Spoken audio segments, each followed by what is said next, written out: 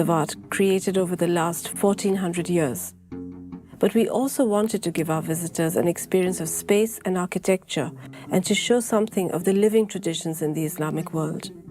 The result is the Patti Kadbi Birch Court, a Moroccan court built inside the Metropolitan Museum over several months. And they're taken because this will serve as reference for scholars to learn more about. هاني في المغرب جيت من أجل حضراتكم أبحث عن كل ما هو يليق بيكم.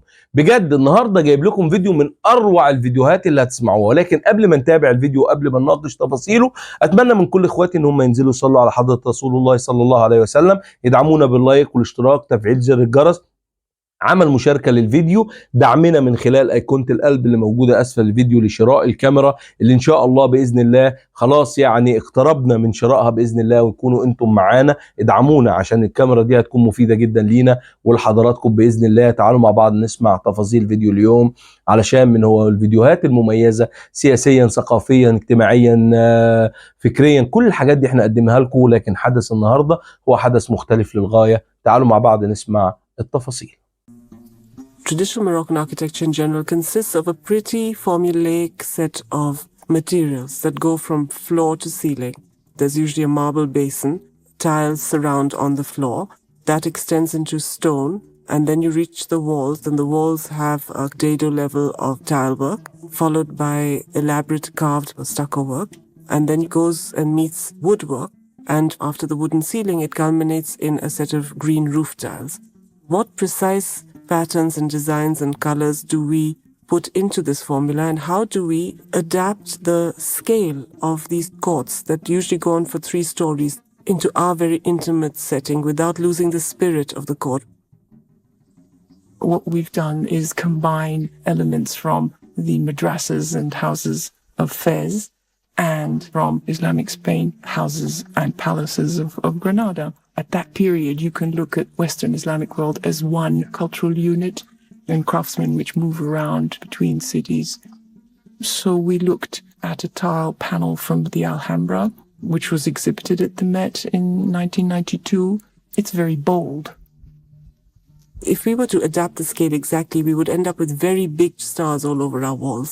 And we found that in general, the scale in Moroccan monuments is much smaller than the Alhambra patterns. So the challenge was, how are we going to reduce the width of that white strapwork to make it suitable for our scale? The incredible thing we learned is that if you add a millimeter of width to your white strapwork, your stars become huge. If you take a millimeter away, they become small. It's incredible how much effect the width of the strapwork has on the overall pattern. In the end, we were all in Morocco, in the workshop, trying desperately to make this work out. The craftsmen themselves wanted to make it smaller. I was holding out for as much white as possible and not able to do it on the computer. We tried painting it on the wall. We tried printing it out in various stages. In the end, Achva Stein, our designer, took scissors and cut pieces of star and strapwork out and physically created a pattern to show us how the scale could be adapted. It was a very medieval solution in the end, and it was a very, very exciting moment in the whole thing. You had to see the totality, the shape, the form, and the location. When you look at the wall, you see there are 70 different distinct pieces, like a puzzle fitting into each other to create the design. 70 قطعة في الزواقة واحدة. قالت لك لايكا بازل، هاك الحوج اللي شو يسموها بالعربية اللي كيلعبوها. كتبدا تلعبها تعمر وحده قال لك غادي يخدم.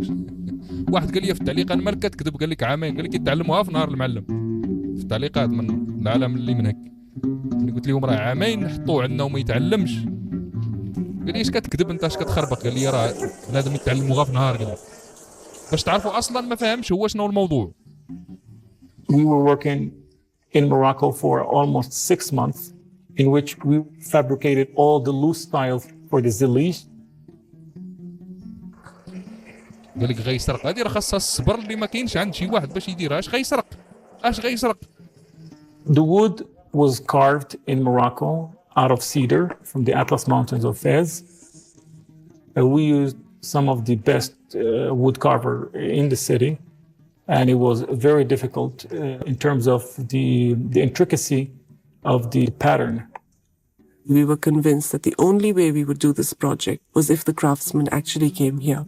هم في نيويورك الحل We wanted a الوحيد. direct relationship between the craftsmen and the walls of our Metropolitan Museum. الابطال فاش كتبت عليهم نيويورك تايمز غادي تشوفوهم فاش كتبت عليهم نيويورك تايمز. For us, we were transported back to the year 1300. It was clear to my team that we had to use only the elements and the tools that has been used for centuries. For instance, the plaster on the walls, they were smoothing it with their hands. When I look at this court, I see hands everywhere. Everything is touched by hands. The Moroccan court exists in many contexts in Morocco, in a domestic setting, in a religious setting, and in a public setting as well. The inspiration came from all of these different types of courts coming together. Without making a historical reproduction, we wanted to be historically authentic. We had to do things very close to the original way. So we had to scale things down very precisely so that your eye wouldn't feel that things were wrong. Your eye has to have a sense of complete harmony when you look at these elements. The government of Morocco, for our project, released a special kind of stucco which they don't normally export. It's got a wonderful reddish hue, and you see this reddish color in Marrakesh particularly. Through the process of carving, they have to keep it moist, and it retains this soft and malleable quality for months afterwards. In fact, it's very fragile until it completely hardens.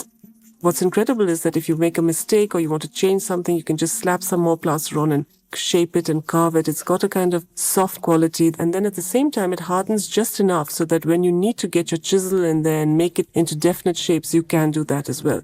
And then they have a series of tools, some of them as fine practically as toothpicks, and with these tools they apply themselves to carving the surface of the stucco based on stencil designs that they have applied. There is a movement to the whole nature of the carving. They are able to create effects of leaves going over vines, under other leaves. They are extremely sculptural. It's an arabesque almost in 3 dimensions. Living in New York, for them, was a challenge. I took them on a tour of the museum, and I took them to places to see what has been done before. The routine for 6 months was Monday to Saturday, and Friday we work until 3 p.m. and then they go sightseeing. مراكش كيست.